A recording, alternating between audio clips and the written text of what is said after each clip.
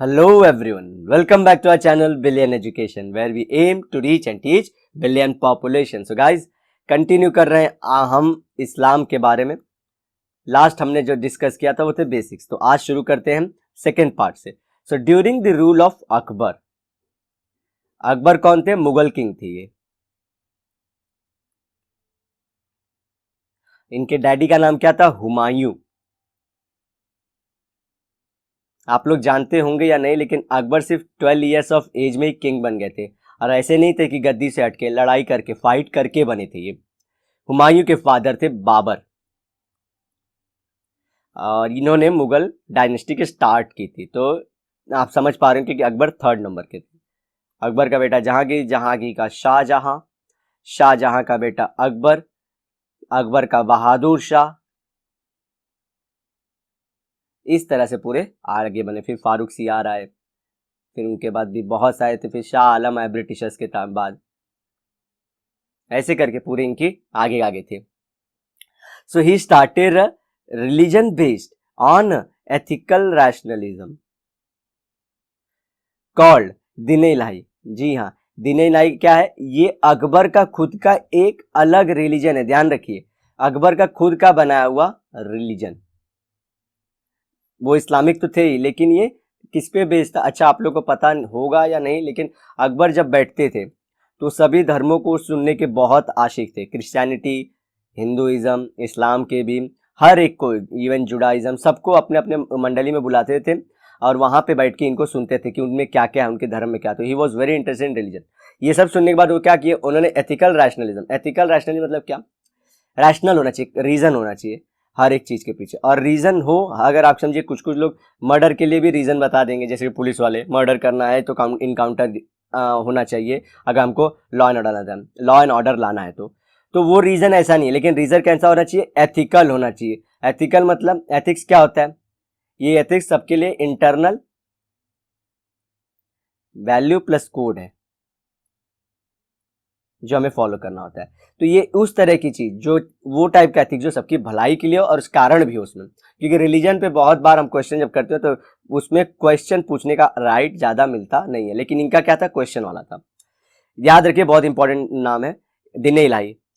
It was a synthesis of all the religion and was based on Akbar's philosophy of universal toleration। पहले बात किया था कि नहीं मैम? Acceptance and tolerance. याद करिए, जो भी हमारे साथ पुराने वीडियो से बने, तो मैंने बोला था एक्सेप्टेंस बहुत बाद में आता है, ये तो बहुत अलग चीज है। टॉलरेंस होना चाहिए कि भाई देखो, हम सब अलग अलग धर्म के एक साथ रह सकते हैं बिना किसी को हट के, तो इसको टॉलरेंस बोलते हैं। तो ये सब जाने की, देखिए ऑल रिलीजन का मिक्सअप क्यों था? देखिए, मैंने ये जो रीजन बताया ना, ये उनकी उस क्वालिटी से आया था।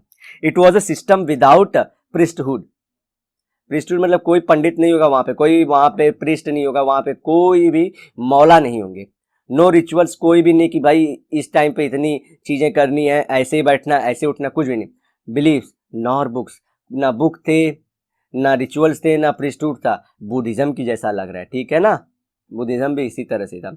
बुद्धिज्म स्टार्टिंग में बिना बुक भी के थे, बिना किसी चीज के थे। आगे चल के जो बोधिसत्वास थे ना, लालची लोग आ गए, वो इसको धर्म बना दिए। इट वॉज इंस्पायर्ड बाय, बोलना नहीं चाहिए, लोग बोलेंगे बोधिसत्वास तो अच्छे थे, इनकारनेशन था इनका सबका, लेकिन सब बोधिसत्व अच्छे नहीं थे। Inspired by the teaching content in different sacred text. तो ये जो बातें किससे इंस्पायर्ड होती? जो डिफरेंट डिफरेंट जो अच्छी बुकें थी रिलीजन की, या और दूसरे बुक, उसके हिसाब से थी।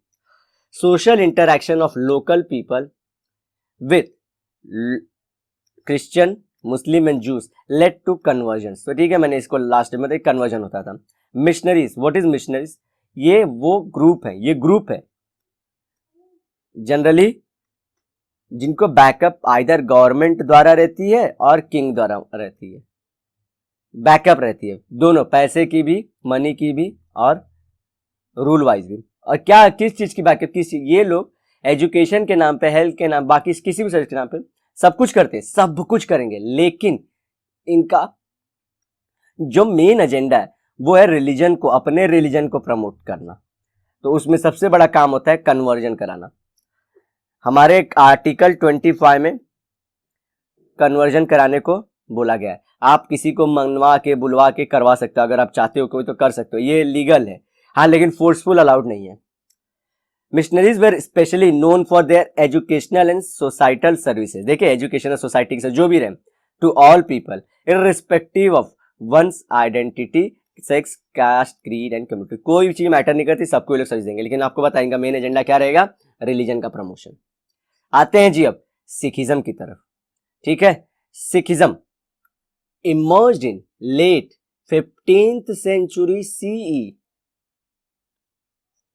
was founded by Guru Nanak.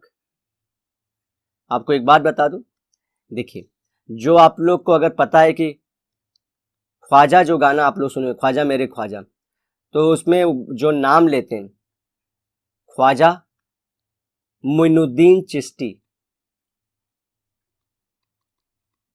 ये चिश्ती सिलसिला के थे। जैसे इनके जैसे एक फैमिली जो पर्टिकुलर वो सब फॉलो करते, फैमिली नहीं थी, ये सूफी लोग थे। पहले के जो इस्लामिक सूफी लोग थे वो क्या करते थे, तो हमारा इंडिया का इस्लाम अलग है, हम सूफी इस्लाम वाले हैं। एक होता है सूफी, एक होता है सलाफी। ये इंडिया में नहीं है, ये सऊदी अरेबिया में है, यूएई में, उन कंट्रीज में। सूफी में क्या होता है, इसमें आप खुद को दुख दे के दूसरों को सुख देने की कोशिश करते हो। So those kinds of gurus were there, ये चिश्ती सिलसिला में, फिर आगे बहुत सारे सिलसिला थे जो हम लोग आगे चैप्टर में बताएंगे अगर मौका मिला तो ये जो इसमें एक जो थे जो चिश्ती सिलसिला को शुरू किए थे, जो उनका नाम था ख्वाजा मोइनुद्दीन चिश्ती। सो ये क्या थे, ये इनका जो बोलते हैं ना कि जनरली मैच करने का, तो ये घुरी के टाइम पे थे, मोहम्मद घुरी, जिसने पृथ्वीराज चौहान को हराया था। ठीक है, सो जब घुरी इंडिया में आ रहा था, जब इस्लाम आ रहा था, तो उसको उस टाइम पे जो गुरु थे वो ख्वाजा मोइनुद्दीन चिश्ती थे। और उससे पहले इसी तरह से जब बाबर इंडिया में आ रहा था, तो जब गुरु उसको मिले थे वो थे गुरु नानक।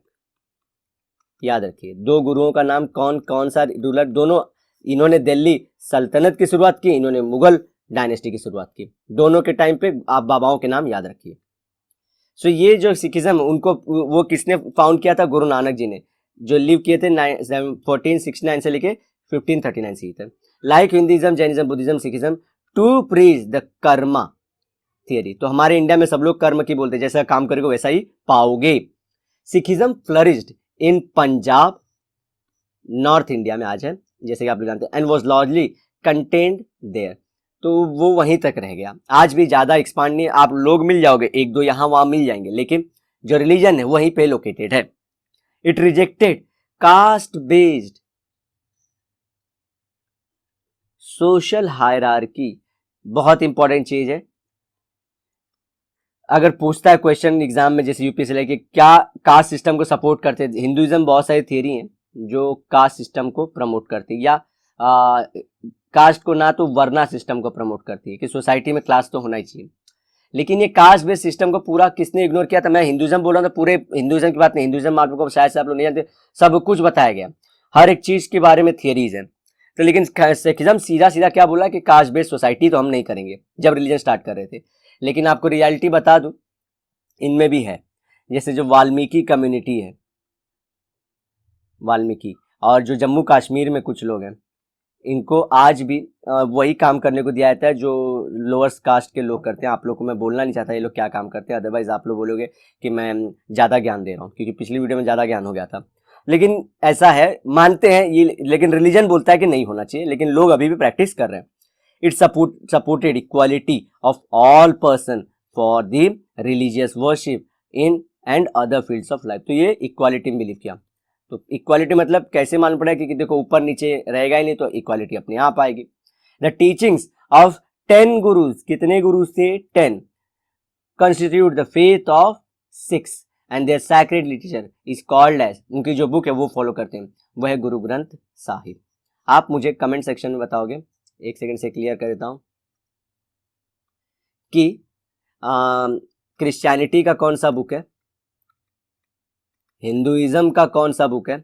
अब आप लोग बोलोगे हिंदुइज्म में नहीं है ऐसी बुक है, लेकिन एक रिलीजियस बुक है हमारी, आपको याद रखना है। देन इस्लाम, जुडाइज्म,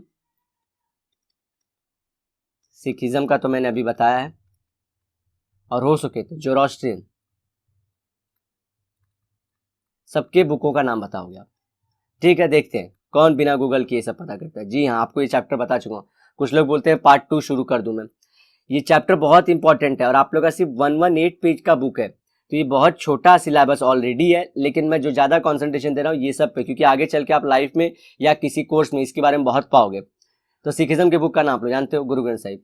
जो पहले गुरु थे उनके, वो थे गुरु नानक। आपने बोला ना कि पढ़ा ना कि 10 गुरु थे। गुरु नानक पहले थे, फिर अंगद जी थे, ये भी गुरु ही थे। जो इंपॉर्टेंट है वो ऐसे ही सीरियस धीरे धीरे आते रहे, अर्जन देव, ठीक है, इन्होंने लिखा था आदि ग्रंथ। गुरु नानक के टाइम पे बुक नहीं लिखी गई थी, उन्होंने बुक नहीं लिखा था, तो अर्जन देव ने क्या लिखा? आदि ग्रंथ। ये उनके 5वें गुरु थे, ठीक है। फिर 10वें गुरु हुए, ऐसे ही करते करते करते पहुंचेंगे आप लोग गुरु गोविंद सिंह। इन्होंने पूरी आज जो आप पढ़ रहे हो गुरु ग्रंथ साहिब, ये बुक इन्होंने पूरी खत्म की लिख के। तो आप लोग देख सकते हैं शुरुआत में कुछ बुक नहीं थी, फिर आदि ग्रंथ करके एक बुक लिखी गई पहली बार, और 10वें गुरु ने फाइनली बोले आप इसके बाद कोई गुरु नहीं होगा, इसलिए 11वें गुरु नहीं है, गुरु ग्रंथ साहिब ही सब लोग फॉलो करेंगे। आप मुझे ये बुक का लैंग्वेज बताओगे, कौन से लैंग्वेज में लिखी गई है? ठीक है, चलिए, आप लोगों को बहुत सारा क्वेश्चन होगा ये लेक्चर में, तो आप लोग उसका सबका आंसर करोगे। तो ये आप लोग को हो गया इसके बारे में कि कैसे कैसे इनके फेथ से। आगे आते हैं, ये देखिए, कृपान, कच्छा या कछेरा बोलते हैं लोग, केश, कड़ा और कंघा, ये 5 जैसे कि आप इस्लाम में 5 फेथ पाए थे। अगर असली सरदार हैं या सिख धर्म फॉलो करते हैं तो उनको ये चीजें रखनी होती है। कृपान मतलब जैसा कि आप लोग देखते हैं, ये पहले सेल्फ डिफेंस का एक क्या था? इंस्ट्रूमेंट था, लेकिन ये एक सरदार के पास या एक सिख जो असली धर्म फॉलो उसके पास होना चाहिए। कच्छा उन्हें पहनना पड़ेगा। जी हाँ, आप लोग लिटरली पहली बार जिन्होंने सुना होगा तो उनके लिए ये नहीं लग रहा, अदरवाइज ये है। केश मतलब बाल कट नहीं करना है, हाथ में कड़ा होना चाहिए, और उनका खुद का अपने कंगा जो वो लोग उससे बाल अपने झाड़ते रहते हैं। तो 5 ध्यान रखना आप लोग को। कृपान एक्चुअली हमारे आर्टिकल 25 में बोला नहीं है किसी को कि वो कोई भी ऐसा हथियार लेके घूम सके, किसी भी रिलीजन को बोला है कि हथियार नहीं रख सकते, क्योंकि रिलीजन के नाम पे हथियार भी रख सकते हैं ना कुछ लोग कि हमारे रिलीजन को हम रखेंगे, क्योंकि इंडिया अलाउ नहीं करता है यूएस जैसा कि यहाँ पे लीगल है, तो ये किया था। लेकिन आपको बता दो कृपान अलाउड है। अब आप लोग इस पर डिबेट कर सकते हो कि क्या है कैसे है, इसकी पूरी पॉलिटिक्स जान सकते हो, लेकिन कृपान है पीसफुल पर्पस के लिए। पीसफुल मतलब सिर्फ शो ऑफ के लिए रखना है, और एक्चुअली देखी जाएगी तो शो ऑफ के लिए रखना नहीं होता है। तो गाइज इसी के साथ ये लेक्चर हम यहाँ पे खत्म करते हैं। अगर आप लोग को ये सब फैक्ट जो मैं बता रहा हूँ इंटरेस्टिंग लग रहे हैं, प्लीज गाइज कमेंट करिए, ठीक है, और लाइक शेयर, तो LCCS तो जानते हैं आप लोग, ठीक है ना, LSCS sorry, like share comment subscribe, ये 4 चीज करिए। मिलते हैं नेक्स्ट वीडियो में, till then bye bye, have a great and nice day ahead.